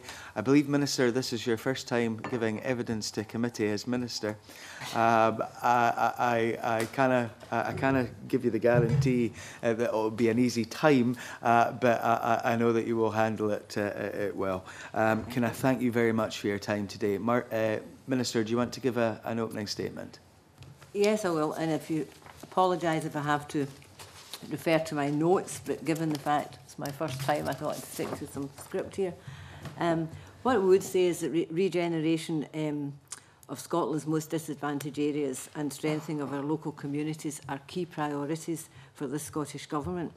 We're committed to ensuring equality of opportunity and support for the places and people that need it. Across Scotland, there's been a significant amount of investment in regeneration over many years. There has been some success, but it hasn't been enough. Too many of Scotland's people still live in communities suffering the effects of deprivation and disadvantage. And the current economic climate, set against a backdrop of welfare reform, poses an even greater challenge in many areas. Last December, Alec Neil launched the Achieving a Sustainable Future, the Scottish Government's regeneration strategy. And this sets out our vision of a Scotland where our most disadvantaged communities are supported and where all places are sustainable and promote well-being. The strategy doesn't exist in isolation, and I have to make that clear. It fits within the context of a number of other government policies and underpins the overarching government economic strategy. It also complements the government's social policy frameworks, including Equally Well, Achieving Our Potential and the Early Years Framework, and complements our infrastructure investment plan and city strategy. Our regeneration vision is ambitious. We want all our communities to be socially, economically and physically sustainable communities, and only by delivering regeneration in a holistic way will we secure this success. There's three strands to the strategy: public service reform and improving partnership working, a stronger focus on community-led regeneration, and funding and other support to deliver change in Scotland's communities. I should say, though, that the regeneration strategy doesn't contain any overnight solutions. Regeneration is a long-term process. It relies on a whole range of partners working together at all levels. It needs the energy and commitment of partners to get things done. There is a lot of good work being undertaken across Scotland, but to deliver our vision will require a long-term and sustained commitment from all partners. But some will measure the Scottish Government's commitment to regeneration by the scale of our inputs, but it's by the outcome of our combined efforts and investment that we will measure success. Thanks. Thank you very much, Minister. I'm glad that there was some emphasis in community-led regeneration in your opening statement there. We have just had 4 witnesses from regeneration companies where in only one case was there a community member on the board of that regeneration company. How does the government intend to actually promote much more community-led regeneration rather than some of the top-down situations that we have, it seems, at this moment in time, which don't seem to be generating a huge amount of success? I think in terms of community-led regeneration, we are looking at community planning partnerships. We are aware that the community planning partnerships haven't worked so well in some areas as they should, but the Christie Commission did say that was the right approach to go and that we should strengthen them, and that's what the government will be looking at, is looking at community planning partnerships, working with all the agencies together within a local authority area, looking at how we can build the capacity in some areas, because I think there is a recognition that in some areas, by default, some sections of the community are excluded from community planning partnerships and from other community-led projects. And it's about building the capacity of individuals, recognising the skills in the community, and we have got the high-level stakeholder, we've got the stakeholder group, we've got the high-level strategy group, and they'll be dealing at different aspects of that as well, to ensure that the community planning partnerships are involving the people in the community that should be involved, and that there is true community involvement. I'm glad to hear that, Minister, and some community planning partnerships are better than others that having community involvement, and we've already taken evidence in that regard. But it's in the case of these regeneration agencies and companies, where out of the 4, there's only 1 community member there. They say that they do take certain cognizance of community planning partnerships and others. But do you think that there is a need to ensure that there is more community involvement at the higher levels of these organisations? I think from my view, in knowing someone, that there should be community involvement in anything the regeneration companies are doing. I think everything has to start at the bottom, and there should be involvement and consultation and consideration. I'll maybe pass it over to David here, if you know much about the boards of other regeneration companies. I think I couldn't speak for all of them, but certainly with the 2 that we heard from today, I've had conversations with them about this exact point, is how do you get the community more involved? How do you engage with the community better? Now, they were set up some time ago, so when those boards were set up, I don't think there was such an emphasis on community-led regeneration at that point in time. They were set up for a purpose, as they said themselves, which was broadly physical regeneration. The key thing, I think, and certainly I'm not going to say that it's been done perfectly, the key thing is that these URCs are not working in isolation. They should be firmly linked into the local authorities' regeneration pardon me, and economic development plans.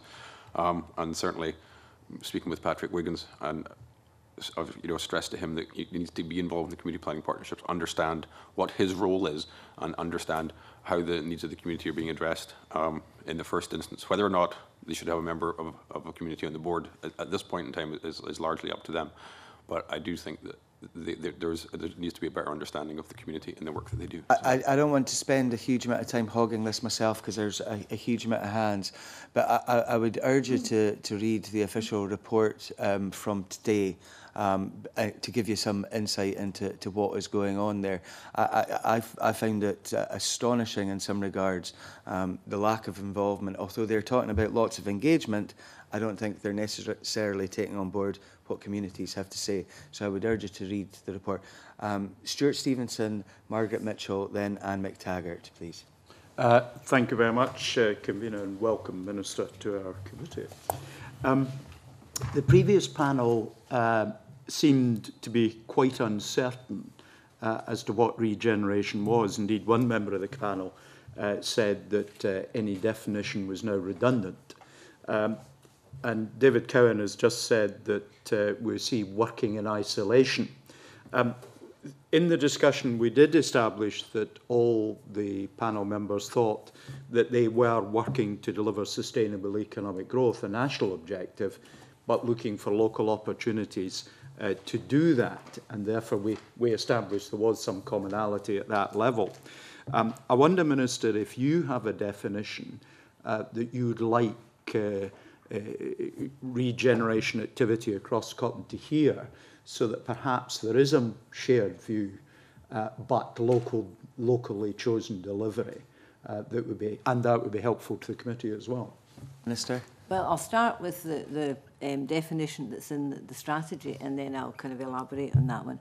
But in the strategy, the definition of regeneration is the holistic process of reversing the economic, physical and social decline of places where the market forces alone won't suffice.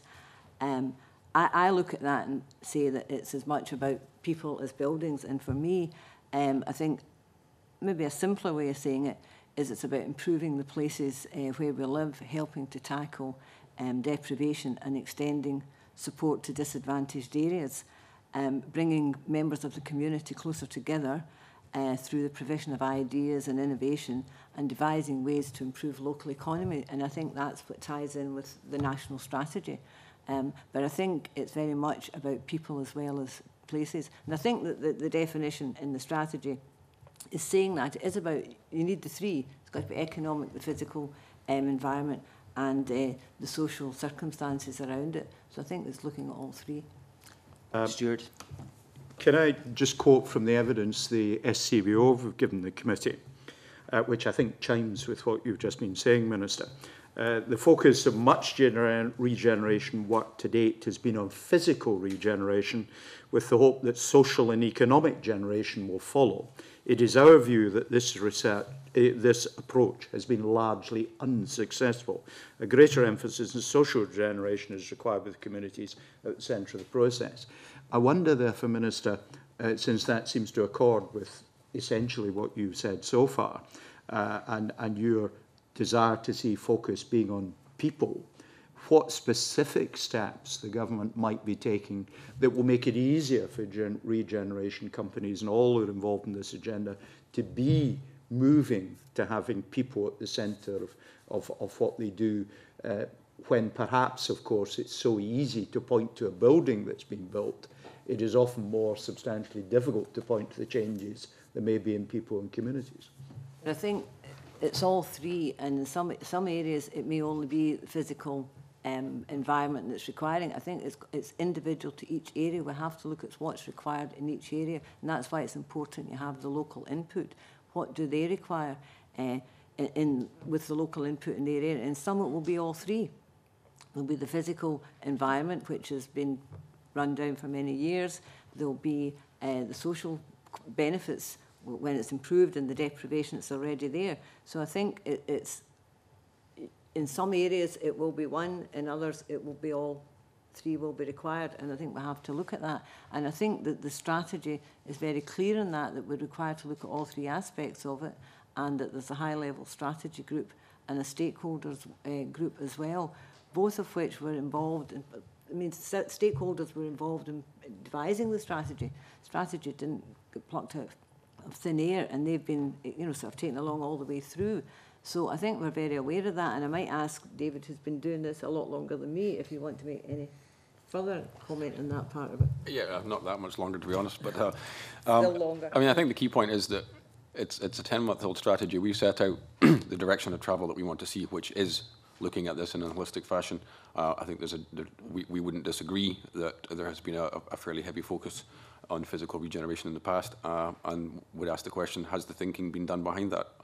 We have assumed that there will be social regeneration on the back of it. I don't think that is those assumptions have been tested fully or explored fully, and moving forward we want to make sure that is the case, that if we're being presented to Scottish Government or local community aspects of regeneration, that these issues are thought through so to ensure that you get the best value you can out of whatever project or scheme is being run. So, and just also to point out that the SCBO are on both the high-level group, represented on the high-level regeneration group, and our stakeholder group. Thank you, Kavira. Thank you. Margaret Mitchell, please. Good morning, Minister. I wonder, could you advise the committee how much funding is directed to regeneration in this and the next budget period? In this budget period, there's £175 million of spending specifically in regeneration activity. The next budget period, that has not been agreed yet, but we would hope to have a similar. So we're talking about the 3-year period. I'm assuming that's... Yes, you're talking about after 2000. Well, this financial year and then the next financial year, and if there's any projections. So in the next 3 financial years, we've set aside £175 million specifically for regeneration.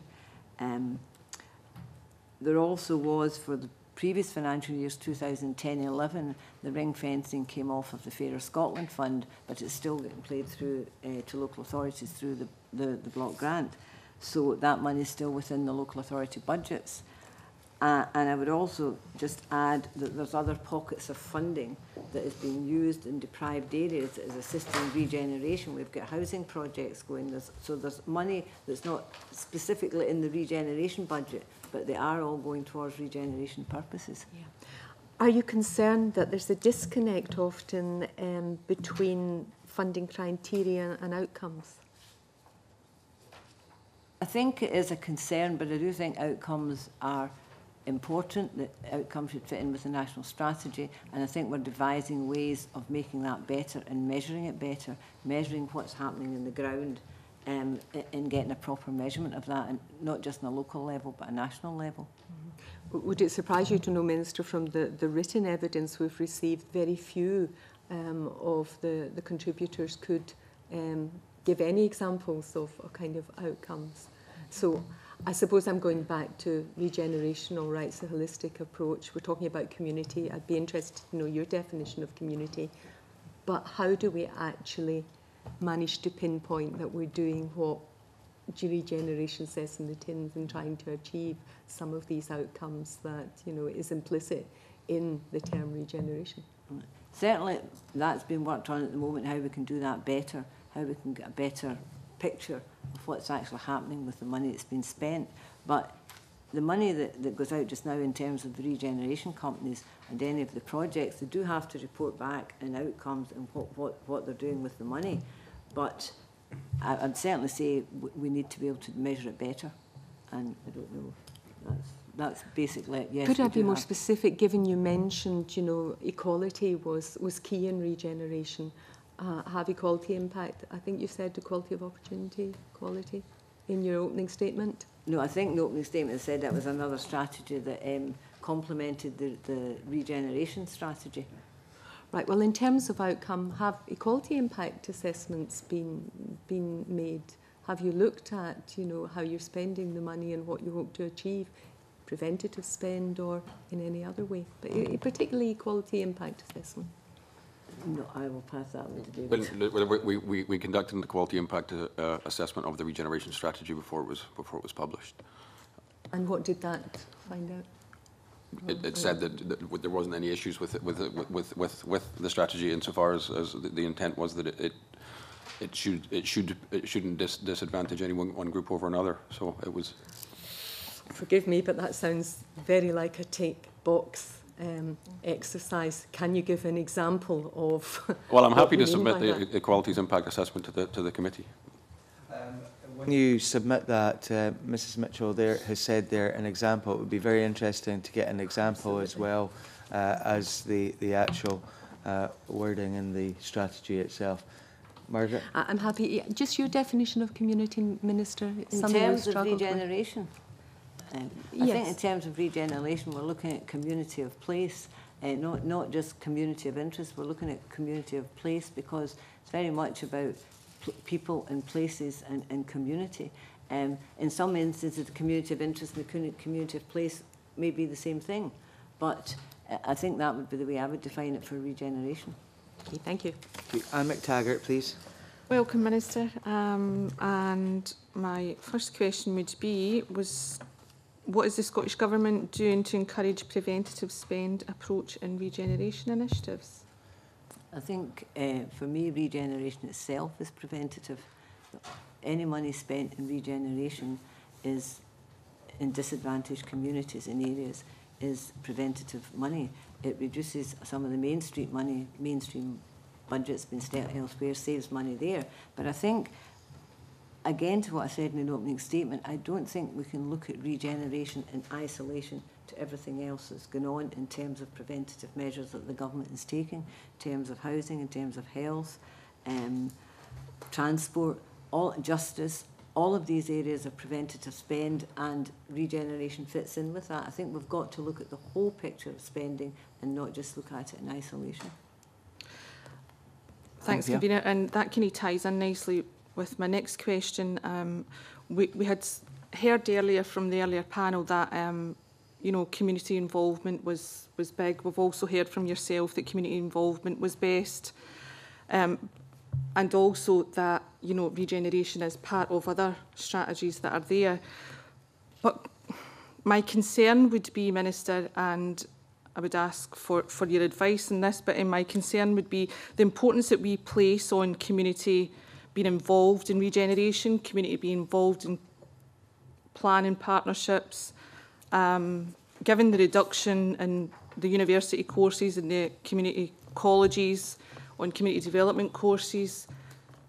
How does that fit in? In what way are we encouraging the community to become involved, given that local government... About capacity building. Yes. And how do we encourage community capacity building? If we're slashing the local government funding, how do we encourage local people to become involved. Minister? Yeah. We are looking very much at community capacity building and doing that. I believe is there a fund? We don't have, but, well, we're looking at developing a community capacity building programme currently. At the moment, because it is important that we get to the very communities that are deprived and that are requiring regeneration, and all the issues that you've talked about are very often the communities that don't participate in things that are going, and that's for a number of reasons. For me, sometimes it's just that people are so trodden down getting by with daily life that they haven't got they just can't get themselves involved. But I think we have to involve people. I think we can do that through community planning partnerships. I think we can do it very much through the third sector. The skills are out there. I believe the skills are out there in communities. I think we have to develop them a bit. But I do believe it's there, and it is something that we're certainly aware of, and that's what we're talking about in community-led regeneration. We want communities to get involved in what's happening in their area, give them some ownership in their community. I wonder, Mr Cowan, if you could give us an indication of where we're at in terms of this community capacity building strategy, because I think that what the committee has found thus far, not only in taking evidence on this, but in other things in recent times, where there is a lot of community involvement, we seem to get better outcomes. And I think that the community capacity building aspect, as Ms McTaggart says, is extremely important. So where are we actually at with this strategy? Right, well, I mean, just, pardon me, the first thing I'd say is that there is a lot of work already out there around community capacity building. Community learning and development, for example, that's a big part of the role that they play. There's other organisations like SCDC that we've heard of. Big Lottery obviously does some of this work as well as the Development Trust Association Scotland and many, many others. So it's not to say that there isn't work already ongoing in this area. What we're trying to do is to talk to them and others within Scottish Government who are working with communities in particular. There's already investment there as well through some of the cashback and communities money, for example. So how do we look at the bigger picture, get that sense of what's there, and then add value? And certainly the next step in the process is we've put some proposals, just a sort of a working document, if you like, to Big Lottery and SCDC and others, and sort of to ask their views. We're hoping to sit down and talk to them in the next few weeks, and we would be hoping to roll something out early next year. I think it would be very interesting for the committee to be kept updated in what's happening in that regard, if that's possible, Minister and Mr Cowan. Ms McTaggart, do you want to come back in? Oh, that's me. John Pentland, please. Honourable Minister, with local authority and RSL budgets under pressure and Scottish government subsidies being reduced, the focus of many of our regeneration partners is on balancing budgets rather than generating opportunities to spend more. Can you give any examples of how or if budgets are being aligned and prioritised to support regeneration policies or priorities? Regeneration budgets are budgets across the Scottish Government. I'm not quite sure what you're asking. Mr Pentland, is it budgets across the Scottish Government, or is it regeneration? It's probably to clarity. Obviously, budgets are under extreme pressure, and those have identified both in local authority, RSL, Scottish Government subsidies are being reduced, right? So, can you give any examples if or how budgets are being aligned that prioritise and support regeneration priorities? I can only give you the example of the regeneration budget that I'm here to talk about. That is a priority, and that money has been set aside. We've also got, in terms of the housing budget, as the priority is the building social housing, so that has been aligned to meet that as a priority for social housing, which is also regenerating. And I think you heard last week from Frank Sweeney of Cunningham Housing Association, who talked about the housing regeneration project in Irvine, which is in my constituency. So I do think that the budgets are prioritising. That's what you have to do when you're in a block grant. You prioritise, and the priority is regeneration, getting the economy going and the construction industry going, and that's all part of regeneration.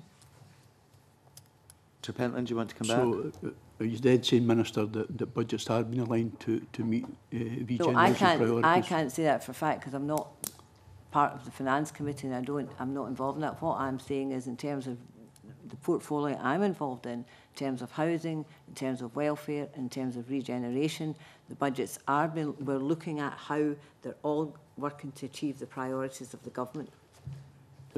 So do you have any examples? I think the examples I gave in terms of housing, the regeneration and housing projects, register social landlords have a number of housing projects going. We've got regeneration projects, we've got people in communities projects that are starting in local areas. We've got there was still a priority in terms of the urban regeneration, and you've heard what's happening in some of the deprived areas there. I don't know if I'm answering your question because I'm not quite sure if I've grasped No, that's fine. what you're saying. Okay. Okay, thank you. John Wilson, please. Thank you, Convener. Welcome, Minister, to your first evidence session of this committee, and hopefully we'll see you in the future sessions. Convener, I would like to start with asking the Minister to give us an indication of who sits on either the stakeholder group or the high-level group that has been mentioned by Mr Cowan. Mr Cowan made reference to SCVO sitting on those groups. Could you give an indication, or the Minister give an indication, how many community representatives sit on these groups from, as the Minister's described it, community of place?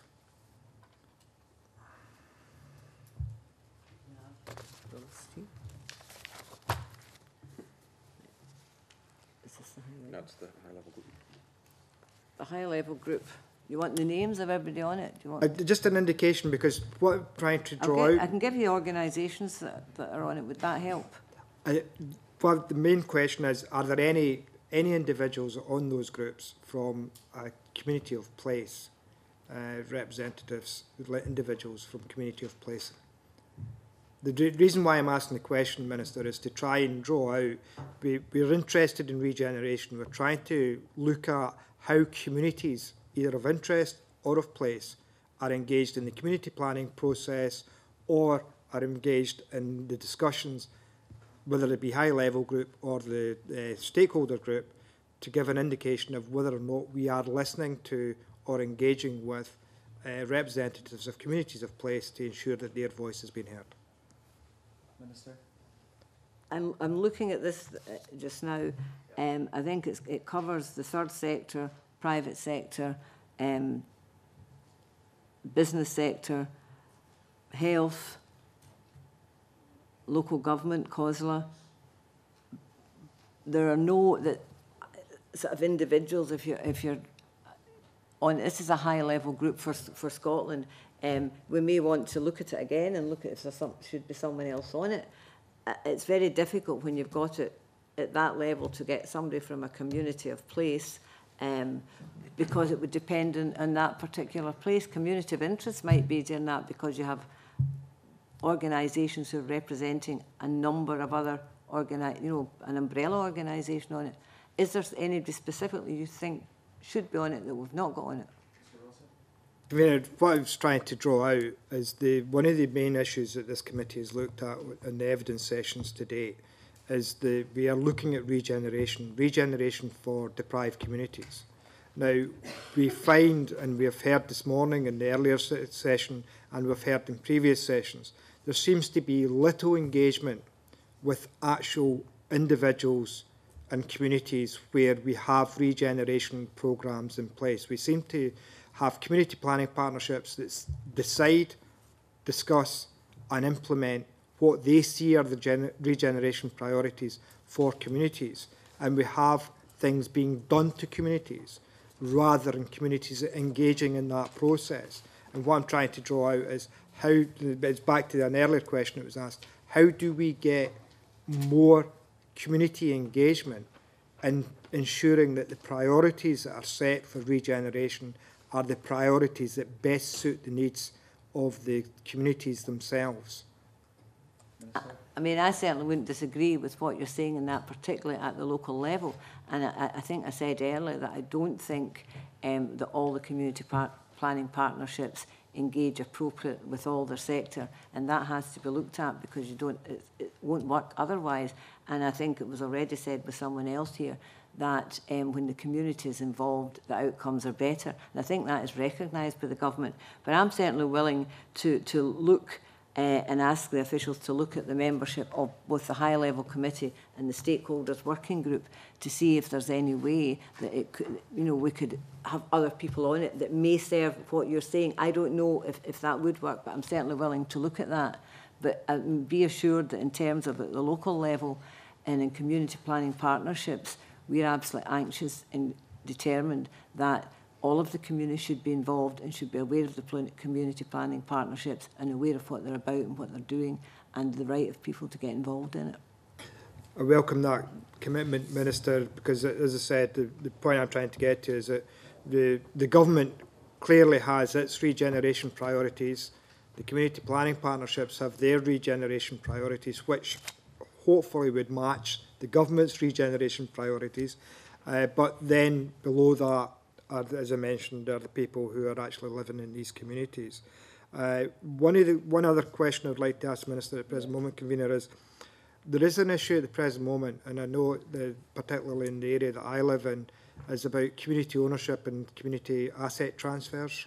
And the issue for me is, how do we, through the regeneration, or can we, through the regeneration work, see or encourage community asset transfers to allow communities, and I mean local communities, get real, tangible assets that they can actually use to generate the local communities themselves and hopefully generate jobs and other issues that they see as their priorities in local areas. Minister? For example. Yeah, I mean, that's certainly the intention. In the strategy, we already fund the Development Trust Association Scotland. We provide them £300,000 this year, and indicated the same for next year to run the Community Ownership Support Service. So that is specifically to advise community organisations on how they would go about getting an asset of the type that you're talking about, and they also work with local authorities and other public sector agencies who have properties to see how they can facilitate that process. More broadly, obviously, the Community Empowerment and Renewal Bill, which has recently been consulted on and will be brought forward in due course, that is a key aim of that, is looking at how to facilitate and make easier transfer of public assets to communities. And as I say, that there's plenty of examples already where that has happened, and certainly the Town Centre Regeneration Fund is probably some examples. Well, there are some examples within that where communities have benefited from that and now have assets and enterprising assets which they are operating for the benefit of the community itself. Thank you. Stuart McMillan and then John Pentland, please. Thank you, Convener. Good afternoon, Minister. A couple of questions. The first one's regarding the Regeneration Capital Fund. Also, the £25 million was put aside also to fund the URCs, and there's £2 million is still to be allocated from this. Can you provide the committee with any information as to when this money will actually be allocated and for what specific projects? I don't know if at this moment in time I can say when. I think it is currently being discussed how it's going to be allocated. Has it been finally signed off? It hasn't been signed off. As you say, we do have that £2 million. We're in discussion about how that will be spent. But one of the aspects we'd like to look at is how that can be used to support the town centre review, which was kicked off recently and being chaired by Malcolm Fraser. Mr. McMillan. Okay, thanks. Second question is regarding some of the evidence that we've received, some of the written evidence received, centres around also kind of the focus of the funding being on areas of deprivation. And do you think that the regeneration funding should be focused on areas of deprivation, and if so, should there be a greater emphasis on the social and the economic regeneration? I think that the regeneration strategy and vision applies to all of Scotland's communities, but however, there are some communities that need additional support in order to become economically, physically and socially sustainable.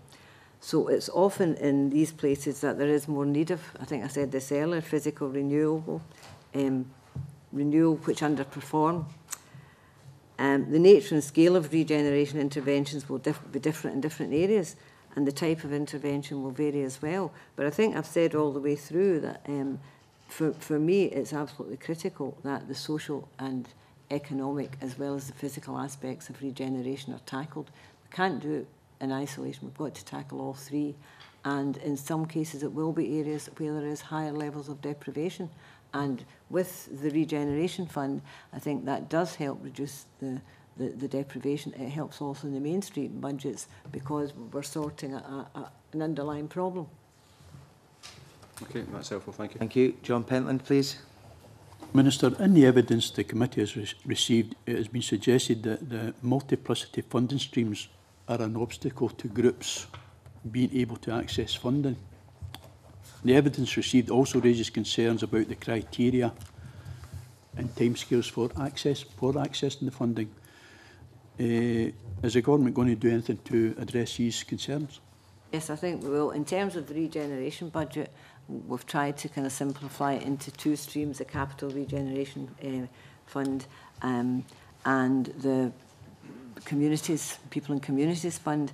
But I think it's not just in regeneration. I think it scales across a lot of the Scottish Government funding streams that there is some confusion for people about what funding is available and what it's actually available for. And that's been well recognised. And officials are looking at that and looking at mapping it and trying to make it easier for people or groups to recognise what funding is available and what they can get it for and what the criteria is for that. So that's been recognised there is a problem and we are actually looking at that. I see no more questions. A brief one then from Stuart McMillan. Thank you. It's just we heard some evidence earlier from Bill NICOL of Riverside at Inverclyde when he discussed about, he raised the point that when RI came into being in 2006, that Inverclyde had some, was it 127 different priorities, and then RI, when they looked at things and took that down to, was it 7, I'm sure it was, it said. See, that type of, I mean, it'd be difficult for you to answer this, Minister, but so it may be unfair to actually ask the question, but I'll ask it nonetheless. But in terms of that particular example of Inverclyde, are you aware of any other local authorities across Scotland that actually had maybe kind of like something like the capacity issues going back to 2006 or in previous years, where there was a lack of a focus or a lack of a strategy or a lack of a capacity to really kind of whittle down what the key priorities should actually be or have been for local authorities? That I definitely can't answer, but what I would do is, if we have got any information on that, we could certainly feed it back to the committee, but it's not something I can answer this morning. John Wilson. Thank you, Convener. Just one final question, and it's really back to the issue about outcomes, Minister. We heard in the early response the concern that there was that may just be a tick box example of where community planning partners and others may just tick the box to say they claim they're doing something.